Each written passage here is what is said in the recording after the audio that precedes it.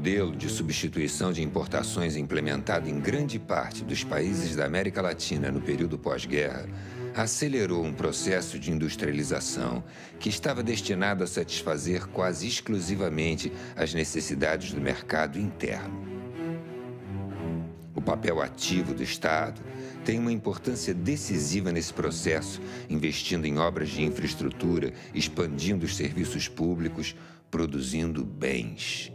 No final da década de 80, surge um discurso neoliberal com duras críticas ao Estado desenvolvimentista e com a propaganda feroz gabando as bondades do mercado.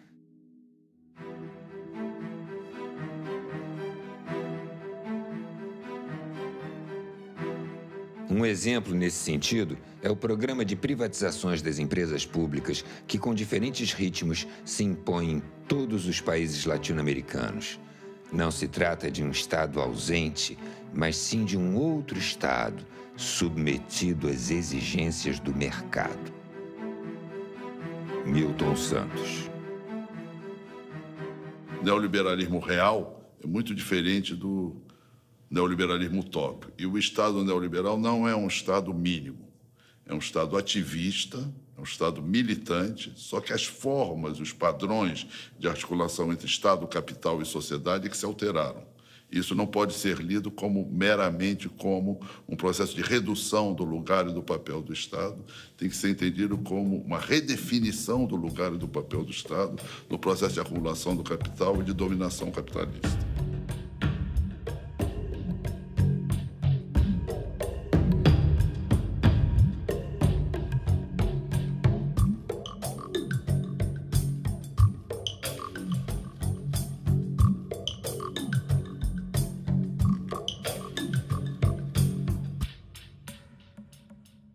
Fernando Collor e Fernando Henrique Cardoso, os Fernandos comprometem o Brasil num projeto de inserção na globalização mundial e, ao mesmo tempo, subpriorizando o desenvolvimento das forças produtivas internas.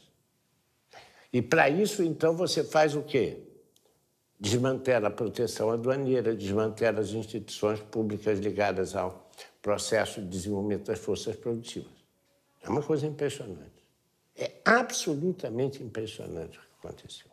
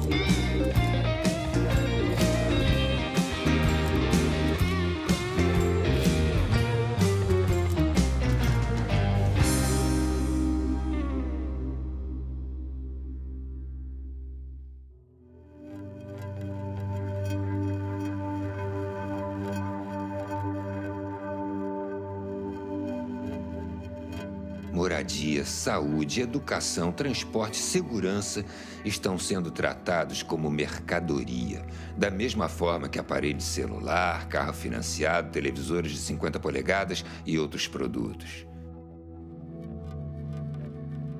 Sem contar que o primo rico da história, o sistema financeiro, é o grande beneficiário sem produzir nada, além de acumular papel pintado e moedas plásticas.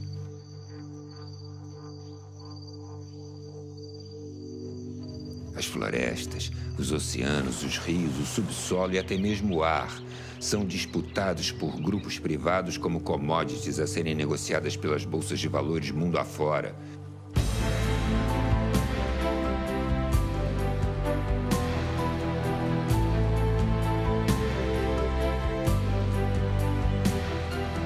Imagine, cidadão, que o ar que você respira agora no raso da Catarina pode estar sendo vendido em Singapura.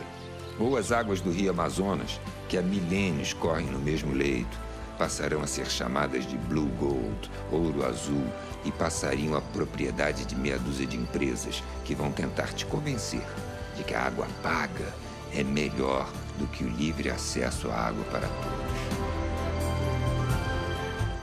Ao denunciar a quebradeira do Estado nos anos 90 do século XX, demonstramos que todo o patrimônio formado a partir de um sacrifício coletivo, seguindo a tendência de uma época, foi privatizado a preço de banana. Queremos com esse filme deixar aberto um debate sobre o futuro, no qual consideramos as grandes manifestações que aconteceram no Brasil, sobretudo as de 2013, como um termômetro das demandas da sociedade. O neoliberalismo no mundo e no Brasil, a partir dos anos 90, ele é uma vingança da economia sobre a política. O que acabou acontecendo com esse esvaziamento da política da democracia é o predomínio do capital. Né? A política passa a refletir os interesses do capital. Né? E nessa etapa do capitalismo, do capital financeiro. Verdade? Quer dizer, então, essa que eu acho que é o pano de fundo que está por trás disso tudo. Para isso, você teve que enfraquecer o Estado. Né? O Estado do Brasil, por exemplo, nos anos 90, nós tivemos uma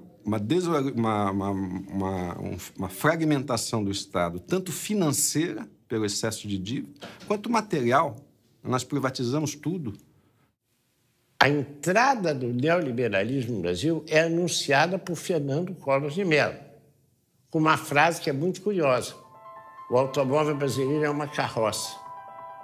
Quer dizer, o que era a glória da industrialização brasileira, que era ter logrado êxito na produção de veículos automotores, é desqualificada por Collor de Mello. Ele nega a importância do desenvolvimento industrial.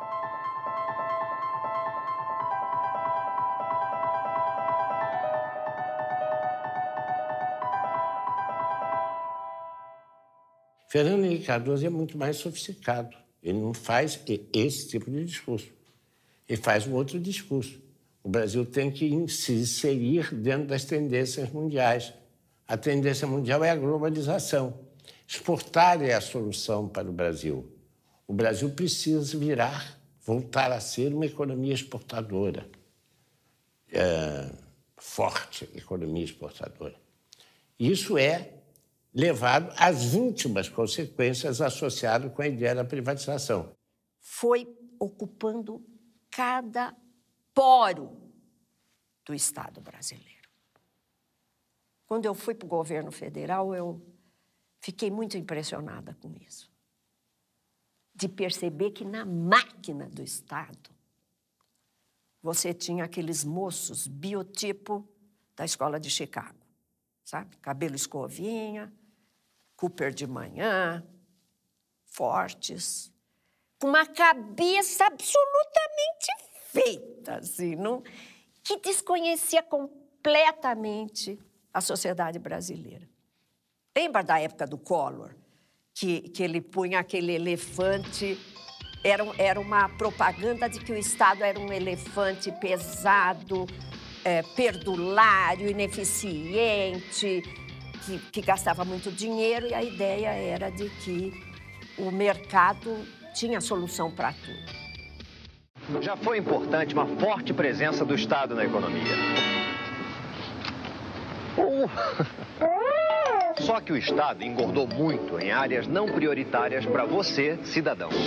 Ficou pesado. Com a desestatização, o Estado vai investir pesado em saúde, educação, habitação, saneamento e segurança. Um Estado pesado incomoda muita gente. Incomoda mesmo. Governo do Brasil. A prioridade é o cidadão. Ao longo dos anos 1990, o apoio da mídia às privatizações foi total, repercutindo e massificando o discurso neoliberal. Desestatização, porque o Brasil não pode ficar para trás.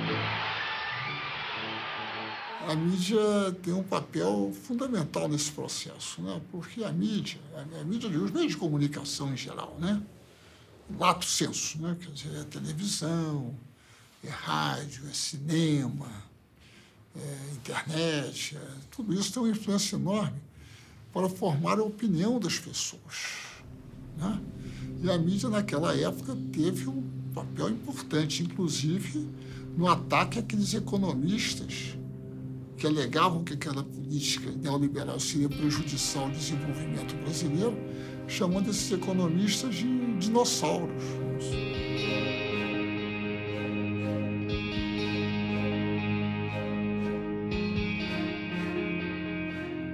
E a mídia se esforçou nesse sentido de uma forma extraordinária, né? Justamente por causa dos seus vínculos com os grandes interesses econômicos.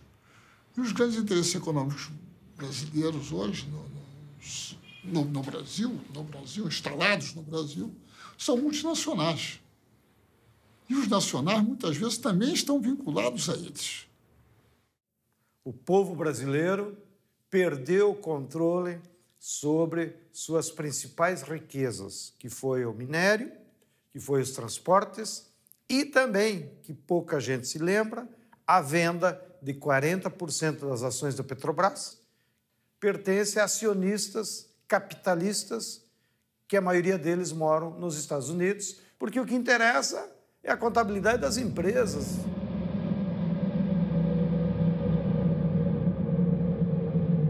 A privatização das telecomunicações é uma privatização do espaço eletromagnético.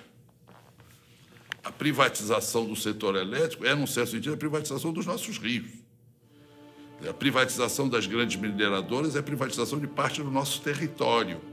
Quer dizer, territórios controlados pela Vale do Rio Doce, por grandes empresas mineradoras, hoje são distritos privados. E tem a dimensão da perda de elementos fundamentais da soberania nacional transferidos para o setor privado e, em boa parte, setores internacionais.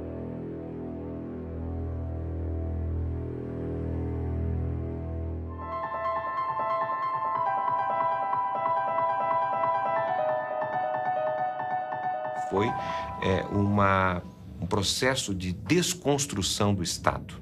E não foi uma reorganização, não houve um planejamento estratégico, na verdade foi uma interpretação de que o Estado era o problema do país. E a resolução desse problema passava pela destruição, pela desconstrução do Estado.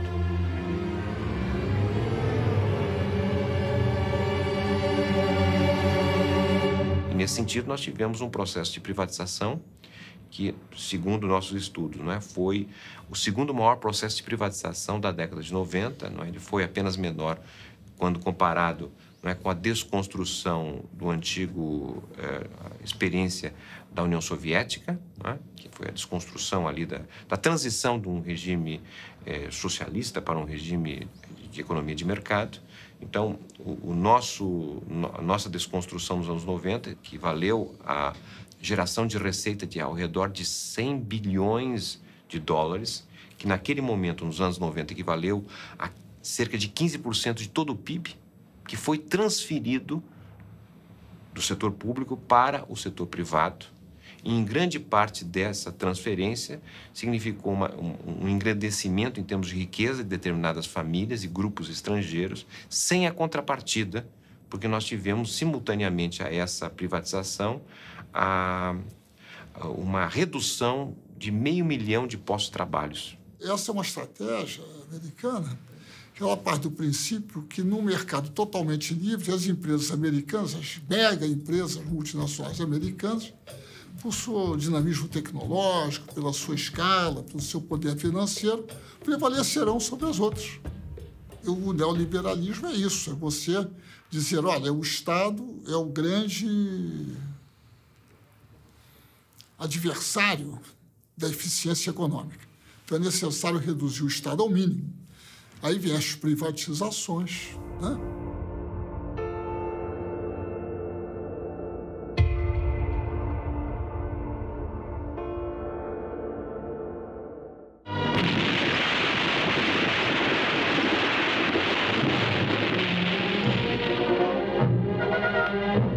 A Companhia Vale do Rio Doce vem contribuindo decisivamente para o desenvolvimento do país.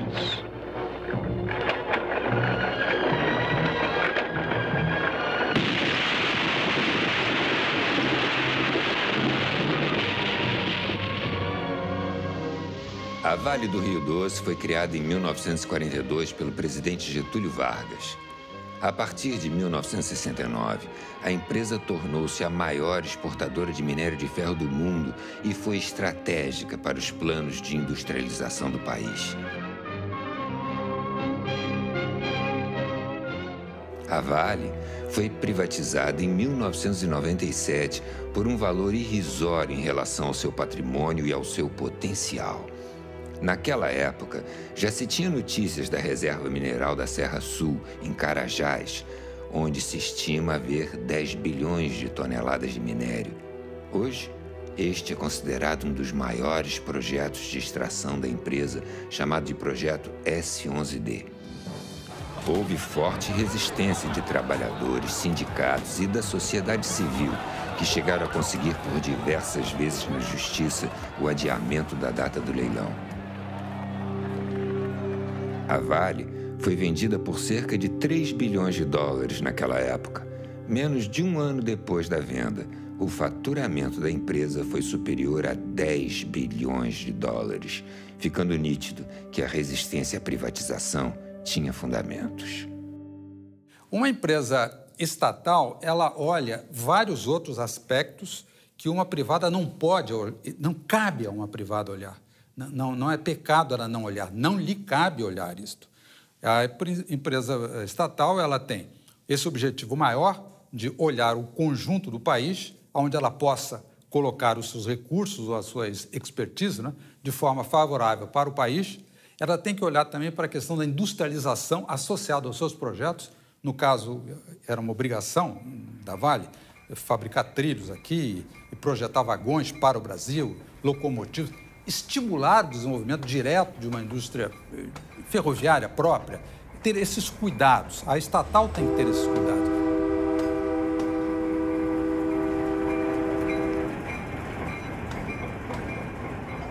No caso das ferrovias, afetou também a logística da população, porque praticamente nós que tínhamos uma malha de transporte público ferroviário, hoje se reduziu a 2 ramais e ainda com 2 ou 3 comboios por semana.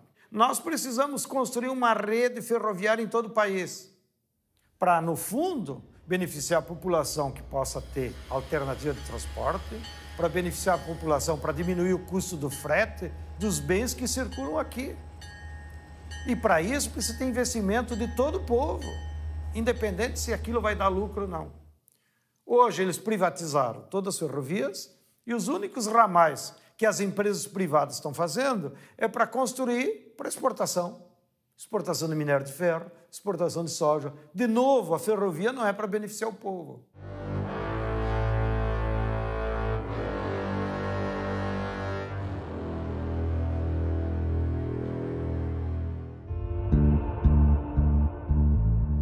O saldo da privatização do setor elétrico foi desastroso para todo o Brasil. Um exemplo surreal foi a privatização da Light. Já em 1979, o governo da ditadura comprou a Light da Braskem Limitada 2 anos antes do contrato de concessão acabar, quando a empresa passaria ao controle do Estado brasileiro sem ônus. No entanto, ela foi comprada por 380 milhões de dólares. 17 anos após a estatização, em 1996, a Light foi privatizada. O então ministro do Planejamento, José Serra, orgulhoso, declarou: "Foi o maior leilão do país." No contrato, havia a absurda previsão da piora dos serviços, com autorização do aumento do número de blackouts e apagões. Como em quase todos os processos de privatização do setor, antes da venda houve o reajuste das tarifas de energia. No caso da Light, foi de 58% e o pagamento com as chamadas moedas podres. Além da utilização de empréstimos do BNDES com recursos retirados do Fundo de Amparo ao Trabalhador, FAT, do Fundo de Garantia, FGTS e do PIS/PASEP. Não faltam casos desse desmonte do setor energético em todo o país.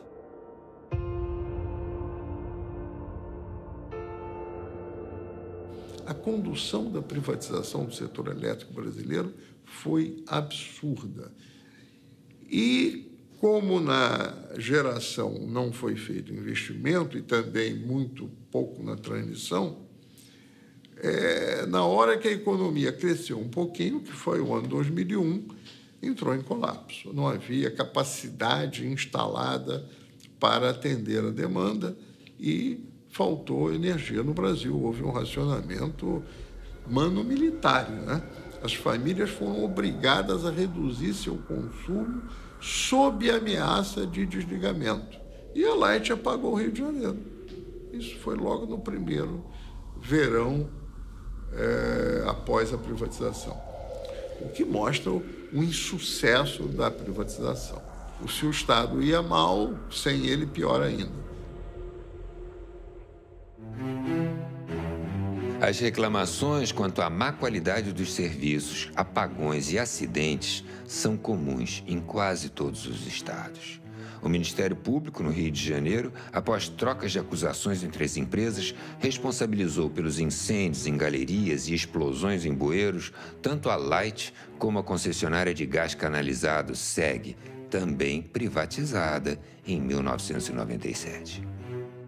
A privatização no Brasil começou pela distribuição, seguiu na transmissão e a última a ser atingida foi a geração. A barragem interrompe a passagem da água e isto só pode ser uma função do Estado, dado a sua intervenção física, não só no sistema físico, como também social, porque a área é, às vezes, utilizada para várias outras coisas e populações são atingidas, não é? Então, o papel do Estado aí, né, na geração elétrica se torna mais flagrante, a ideia do monopólio natural devido a essa forma de geração. É uma história muito triste, no caso da energia elétrica, porque o Brasil, que tinha na hidroeletricidade a grande componente da matriz energética brasileira, que era, do ponto de vista mundial, economia de grande porte. O Brasil tinha a matriz energética melhor do planeta, ainda é muito boa, mas perdeu muito metendo os seus pés pelas mãos. E se meteu os pés pelas mãos de tal maneira que o Brasil, que tinha uma das tarifas de energia elétrica mais baixas do planeta, hoje já tem uma das mais elevadas do planeta.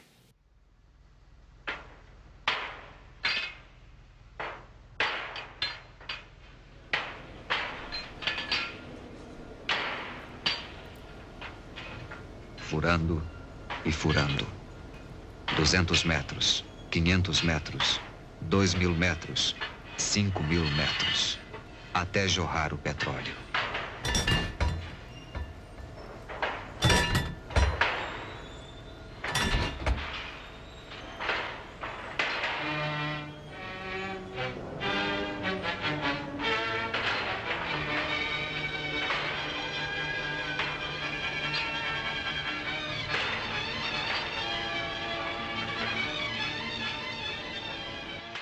Quando o neoliberalismo, a onda neoliberal atingiu o Brasil, da qual resultou a revisão constitucional de 98, a joia da coroa das privatizações brasileiras, das empresas estatais brasileiras, era a Petrobras.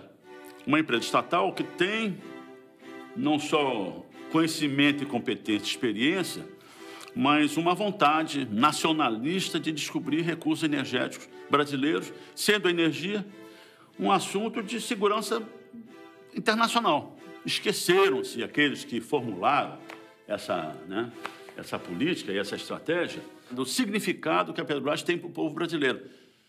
Independente de condição social, econômica, visão política, até ideológica, né? A Petrobras é uma empresa, diferentemente das outras estatais, que provieram da estatização de empresas privadas estrangeiras que haviam no Brasil. A Petrobras não. A raiz da Petrobras o petróleo é nosso. A raiz da Petrobras é essencialmente nacionalista. Está na raiz do nosso povo. Então, a Petrobras não só...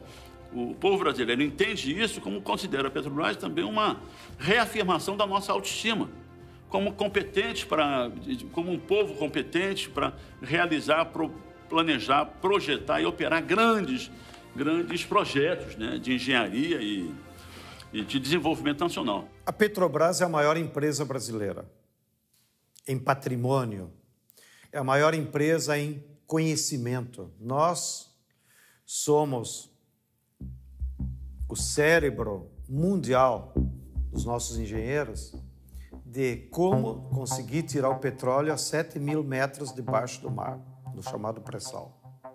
Somos os únicos que acumulamos conhecimento científico nessa área. Nós somos a empresa de maior potencial de exploração, porque, teoricamente, todo o petróleo pertence à nação. O Fernando Henrique, como é uma empresa grande e era a pérola da coroa, ele tentou privatizá-la e transformá-la numa empresa comum. Inclusive mudando o nome, né? Para Petrobras, porque eles diziam que os gringos não conseguiam pronunciar o Brás com S. Olha o nível de mediocridade dessa nossa burguesia subalterna, da qual o Fernando Henrique foi o seu principal porta-voz e representante. Mas por ela ser tão grande, não deu tempo eles seguirem o caminho natural da privatização. Eles tentaram pela venda das ações, tentaram pela quebra do monopólio, e isso conseguiram.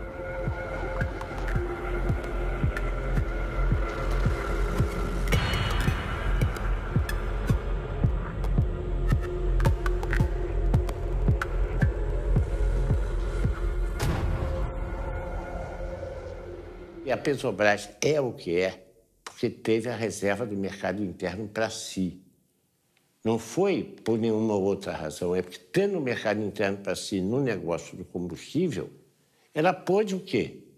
Acumular recursos, competência, visão de futuro, departamento de geologia e poder se converter na empresa que se converteu. Entretanto, repare que a privatização, no caso da Petrobras, o que é que ela fez? Cortaram pernas da Petrobras. Cortaram a perna petroquímica da Petrobras, cortaram a perna dos fertilizantes da Petrobras. Que essa é uma projeção da ideia de ir descaracterizando a Petrobras como uma empresa ligada ao desenvolvimento das forças produtivas nacionais.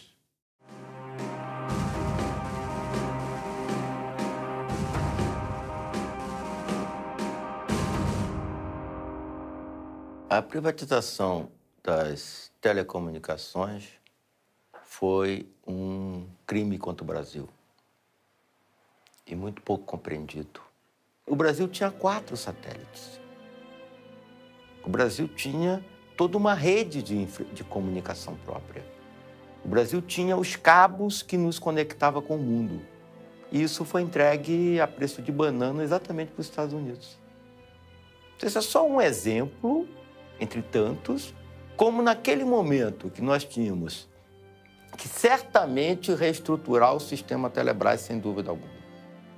Mas o modelo adotado foi um modelo completamente antinacional, um modelo que transferiu o controle das comunicações brasileiras para fora do país, né? Um modelo que tornou as comunicações brasileiras exportadoras líquidas de capital, que não era, né? Um modelo que destruiu o parque industrial tecnológico que o Brasil tinha em cima das telecomunicações. O sistema Telebrás recebeu fartos investimentos a partir de 1996 e, após ser desmembrado em 12 empresas, foi a leilão em 1998. 2 dias antes da venda, havia 100 ações movidas em todo o país contra a privatização. No dia do leilão, manifestantes e policiais entraram em confronto nas imediações da Bolsa de Valores do Rio de Janeiro com um saldo de 11 presos, 48 feridos e a entrega do sistema de telecomunicações brasileiro ao capital privado. A Telebrás foi comprada por empresas italianas, portuguesas, espanholas e norte-americanas. O que era bom para eles não era bom para o Brasil. Em 2013, a empresa espanhola Telefônica divulgou um balanço de sua receita global, em que apontava as operações no Brasil como as que davam o maior faturamento à empresa. Os lucros obtidos no Brasil pela Telefônica servem para sustentar a expansão de sua matriz na Europa.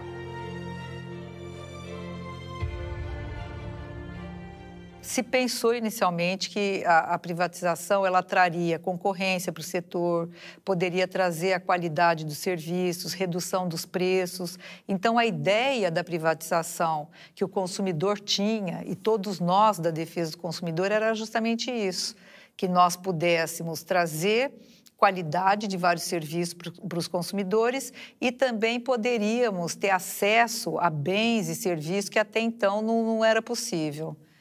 Mas o que se observou pós-privatização e logo depois de alguns setores é que os preços subiram num nível muito elevado. A prometida concorrência não foi possível até o momento. Nós temos setores como telefonia, nós temos pouca concorrência. A rigor, você tem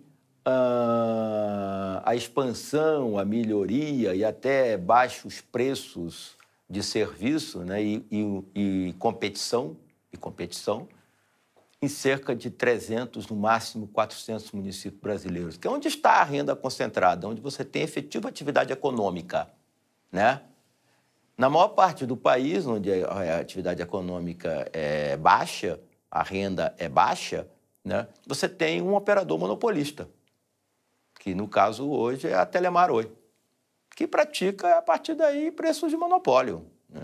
Aproveita e pratica preços de monopólio.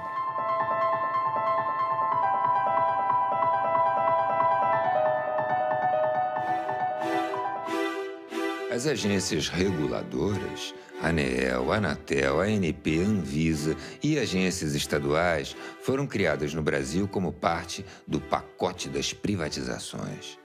Houve a paralisação dos investimentos e o desmonte das empresas públicas propositadamente, com o objetivo de justificar a necessidade de privatizar.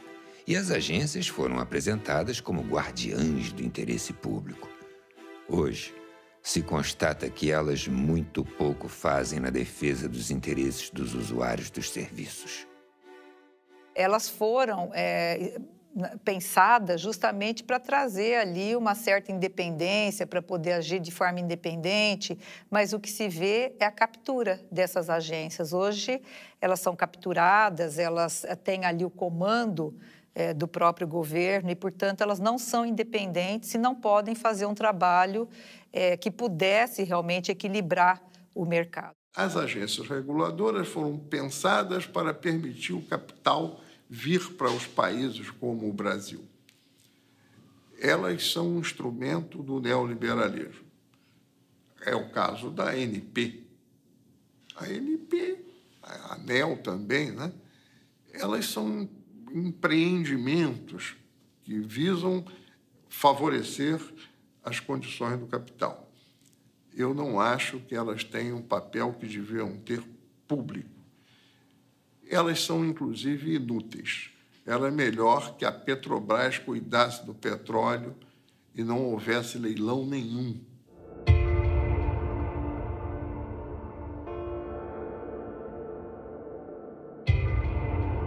A privatização não ocorreu apenas pela venda do patrimônio material do Estado.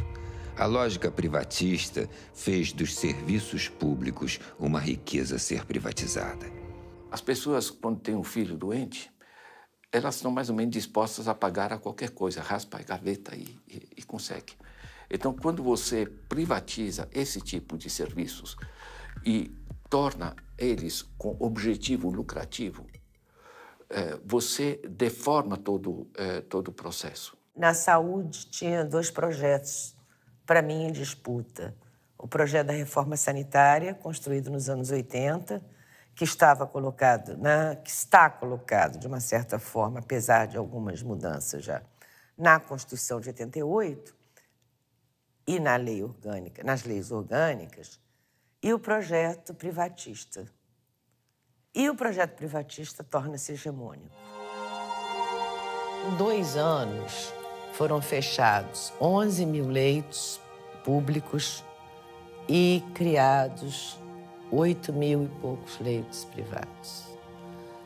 A implementação do SUS foi muito incipiente, o subfinanciamento, a não realização de concurso público, a precarização do trabalho, a terceirização. Enfim, o abandono da bandeira da reforma sanitária. Uma mentira do tamanho de um elefante. Com a desestatização, o Estado vai investir pesado em saúde, educação, habitação, saneamento e segurança. Lembre-se, cidadão, no processo de privatização dos anos 90, eles te prometeram que o dinheiro seria investido em saúde e educação. Olha o que aconteceu. Hoje, o Brasil está entre os piores índices em saúde e educação, na maioria dos rankings internacionais. As políticas que ainda mantêm o núcleo do público, estatal, etc., como o Sistema Único de Saúde, por exemplo, o sistema educacional, por exemplo, são núcleos importantes, eles foram varridos de alguma forma, foram atravessados de alguma forma pelo setor privado, né? Eu cito um exemplo que tem a ver com os anos 90, neoliberalismo e privatização, um negócio chamado organizações sociais. Organizações sociais são recomendações do Banco Mundial, no documento de 1993, e que foram aplicadas no Brasil em 1997. O que é uma organização social? É uma organização privada, certo? Que recebe dinheiro público.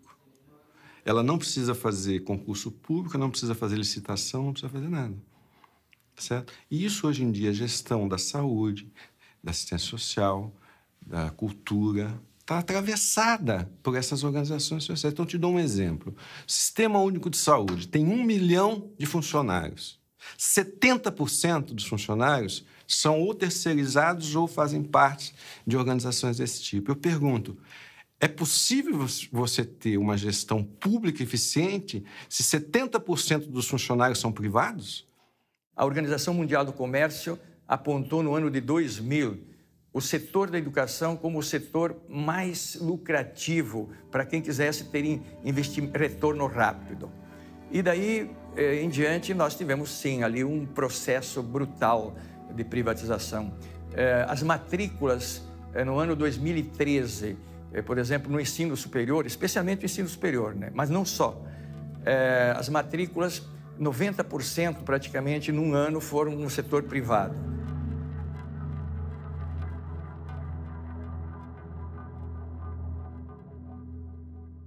Professor, por exemplo, hoje é tratado como um entregador de conhecimento. E quem pensa o conteúdo, o método e a forma de educar são institutos privados. Instituto Ayrton Senna, Telecurso Segundo Grau, Pitágoras, Instituto EQI, institutos privados. A Associação Brasileira do Agronegócio tem um investimento enorme nas regiões onde o agronegócio está mais avançado, ensinando as crianças a que o agronegócio é a salvação do Brasil. Eu li uma redação de uma criança que é, na verdade, lavagem cerebral, e que essa criança diz: agronegócio, milhões de empregos, agronegócio, autossustentabilidade, agronegócio, comida para o mundo. Então, este pensamento, além de privatizar o patrimônio e a educação ser um grande negócio hoje no Brasil, está se privatizando a concepção de educação já na educação básica. Durante os governos neoliberais na década de 90, praticamente todos os países que estavam com governos neoliberais, incluído naturalmente o Brasil com o governo Fernando Henrique Cardoso, privatizaram dentro do sistema educacional uma dimensão que na política educacional deve ser fundamentalmente pública em qualquer sistema democrático, que é a definição do conhecimento oficial. Ou seja, o que se ensina nas escolas e como se ensina passou a ser um problema de comissões de especialistas e técnicos, muitas delas internacionais e muitas delas sob o controle e a tutoria do Banco Mundial, por exemplo, que começaram a definir os parâmetros curriculares a partir dos quais se definia o que devia ser ensinado nas escolas. O que deve ser ensinado nas escolas em qualquer país do mundo é um problema de deliberação pública, um problema que atinge a sociedade. Não só aqueles que estão dentro da escola, sino também os que estão fora da escola. Deve ser um problema de deliberação e de construção coletiva.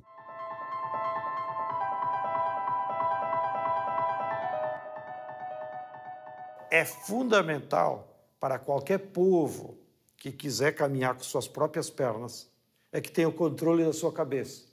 O controle da cabeça é o conhecimento. Seja o conhecimento universal, aplicado à libertação do ser humano, seja o conhecimento tecnológico, ou seja, como fazer mercadorias de forma mais rápida e mais barata para que todo o povo tenha acesso. Então, o Estado tem que fazer pesados investimentos com dinheiro público. Ou seja, é como se o Estado dissesse assim, ó, povo brasileiro, vou pegar R$100 de cada um, vocês não tomem em conta, mas esses R$100 eu vou aplicar em pesquisa, em doutor, em escola, em universidade, em laboratório, em supercomputadores, que é para nós pesquisar modos de construir novas mercadorias que a médio prazo vai voltar para você como benefício, em ser coisas mais baratas, em ser coisas que possa universalizar o acesso a toda a população. Tem coisa mais estúpida no Brasil do que nós termos ainda 14 milhões de brasileiros que não sabem ler e escrever? Que hoje tem tecnologia para você, em 65 aulas, aprender a ler e escrever. Por que a empresa privada não aplica? Porque não dá lucro.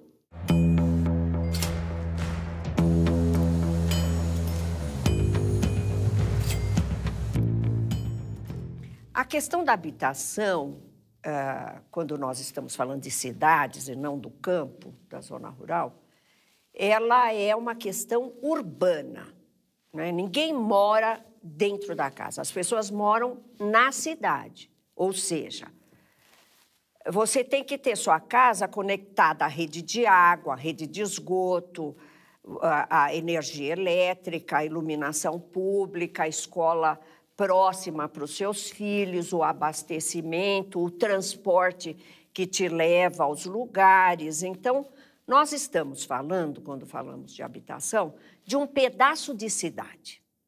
Muito bem. E esse pedaço de cidade tem preço. O preço, ele não se deve propriamente à unidade de habitação, ele se deve muito mais à localização. Então, o negócio da cidade é esse. O negócio da cidade é o preço da localização. E isso que a gente dá o nome de renda imobiliária é disputado, é uma luta surda pela disputa de rendas imobiliárias na cidade. Os pobres, eles são excluídos dessa disputa. Quando o dinheiro aparece, os capitais tomam conta das cidades.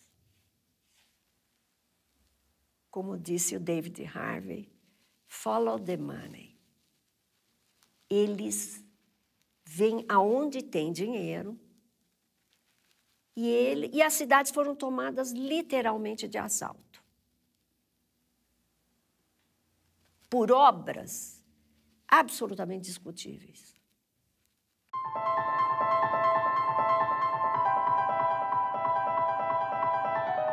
Por que são despejadas 1.500 famílias quando, pela Constituição brasileira, o direito à moradia é absoluto, foi colocado pela Emenda 29, e o direito à propriedade não é absoluto.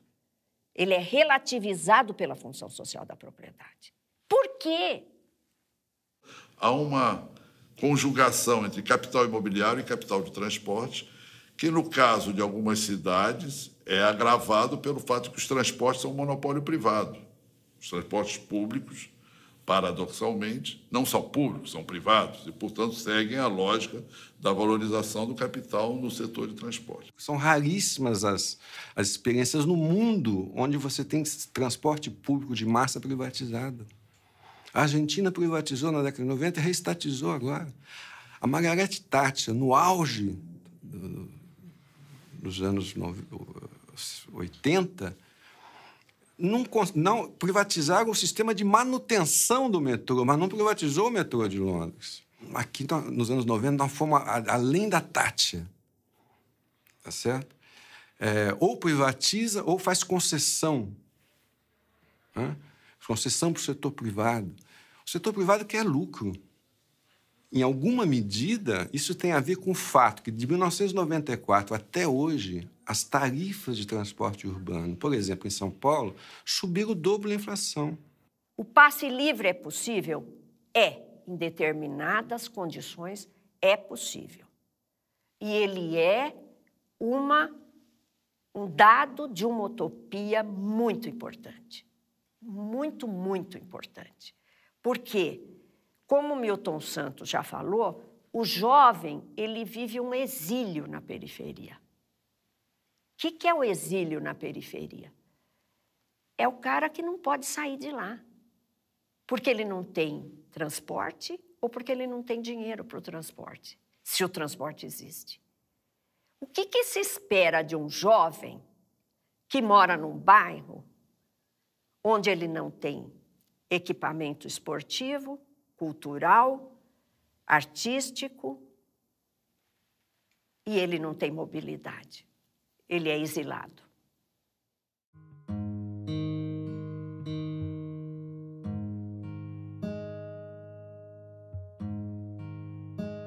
Essa questão não me parece que foi realmente abraçada pelo Estado. Aí vamos dizer por quê.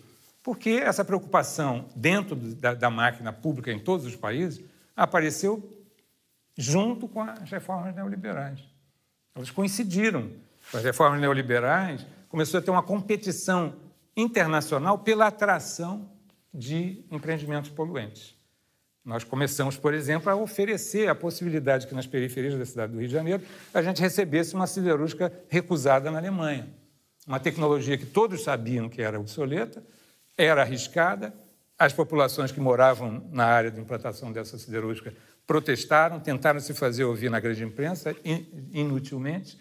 Depois de 6 anos, se não me engano, a primeira grande explosão que não pôde ser deixada de aparecer na grande mídia, aí começa a se discutir, não, seria melhor a gente investir em tecnologias inteligentes, nós também não gostamos das tecnologias sujas da siderurgia, mas o fato é que essa siderúrgica foi atraída como uma grande vitória, que ia produzir emprego, renda, etc. Tal. E o que tem produzido é males à saúde da população local e problemas, inclusive, econômicos, parece que estão procurando algum comprador para esse tipo de tecnologia.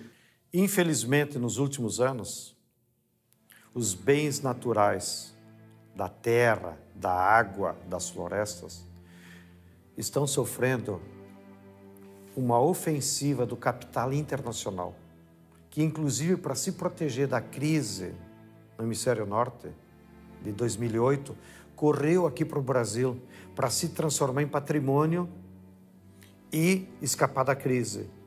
E se preparar para um novo ciclo de expansão do capital, para então eles se apropriarem da renda extraordinária que os bens da terra sempre geram para os capitalistas.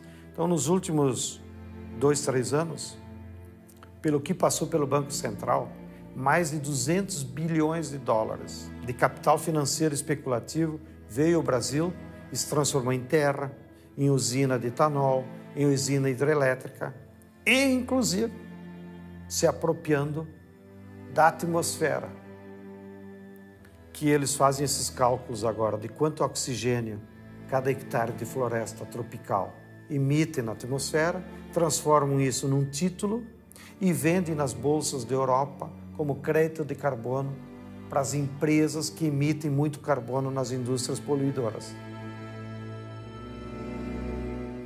E ganham dinheiro até com a especulação desses títulos. Já tem 2 empresas que fizeram isso com áreas indígenas do Acre. E isso leva um perigo muito grande, porque os brasileiros perdemos a soberania sobre o nosso maior patrimônio, que é a terra, a água, a biodiversidade do nosso território e agora até sobre o nosso ar.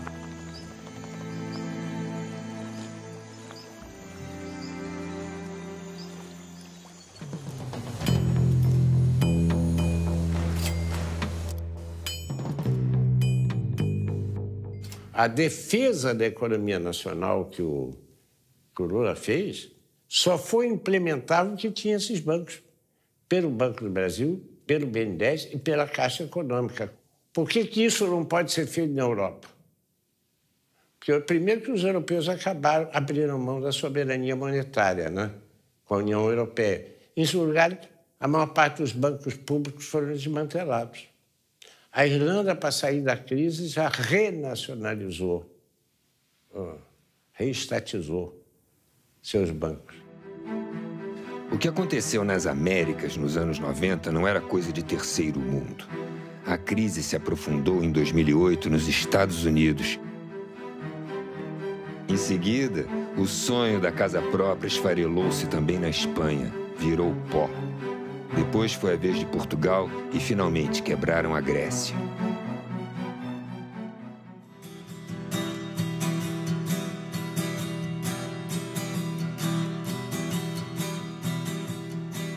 Então, a primeira coisa que eu diria a você, que me assusta muito, é a desconstrução da identidade brasileira. Em segundo lugar, de forma associada, é a ausência de um projeto nacional. Eu não consigo perceber um projeto educacional claro, explicitado. Como eu tampouco consigo perceber um capítulo cultural explicitado. Como não há um capítulo industrial explicitado. Se você perguntar hoje por onde a industrialização brasileira pode prosseguir, saiu de pauta como tema de discussão. Então, há um processo ideológico, acho eu, assustador, pelo qual nós estamos renunciando à ideia do Brasil ser. Como é que nós vamos superar essa crise, então? Só tem um caminho. É quando voltar a ter luta social que gere um reascenso do movimento de massa na rua. Essa energia das ruas vai obrigar a esquerda a voltar a discutir, se preparar e debater um projeto de nação. Um projeto de nação não capitalista, não naqueles formatos da década de 50, um projeto da nação dirigido pela burguesia. Um projeto de nação no sentido de organizar a economia para atender às necessidades da população. Não se trata de ter esperança, se trata de fazer mobilização e conquistar. Né? Se nós ficarmos esperando o Estado se transformar, ele não vai se transformar. Né? Ele vai continuar sendo do jeito que ele é, conservador, como ele foi concebido por quem o concebeu. A sociedade se move com a participação dos trabalhadores. Nós só teremos serviços públicos de qualidade, gratuitos, de transporte, saúde, moradia, educação, com pressão popular. Os movimentos de junho demonstraram isso. Nós queremos um Estado que seja um Estado voltado para os interesses da população, não um Estado voltado para os interesses do mercado, por exemplo. E a mobilização dos trabalhadores é essencial para que esse Estado seja um Estado plural e não um Estado excludente.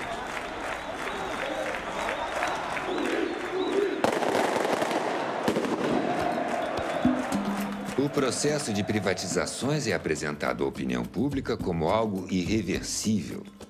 As lutas populares, que em alguns casos foram extremamente sangrentas, já demonstraram que isso não é verdade. As privatizações selvagens foram revertidas, como, por exemplo, na Bolívia, com a privatização da água e do gás, e na Argentina, com a privatização do petróleo.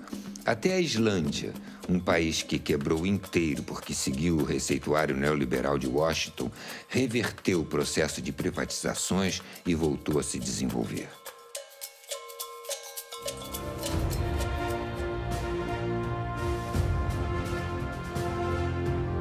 Quando pensamos a história, nos voltamos para o futuro. Ao mostrar o processo de privatizações que ocorreu nos anos 90, estamos discutindo o Brasil que queremos construir. Um país livre e independente, que respeite o meio ambiente, as diversas culturas, os saberes ancestrais e todos os povos. Não queremos um projeto de desenvolvimento dependente e irresponsável que vai gerar mais fome e pobreza para o povo e uma insuportável acumulação de riqueza para poucos. Queremos ser cidadãos e não consumidores. Sermos os sujeitos da história. Não somos números, somos gente. Como disse o professor Milton Santos, a qualidade dos serviços públicos é que assinará a carta de alforria dos moradores, em especial os jovens que vivem o destino do exílio na periferia. Este é o momento.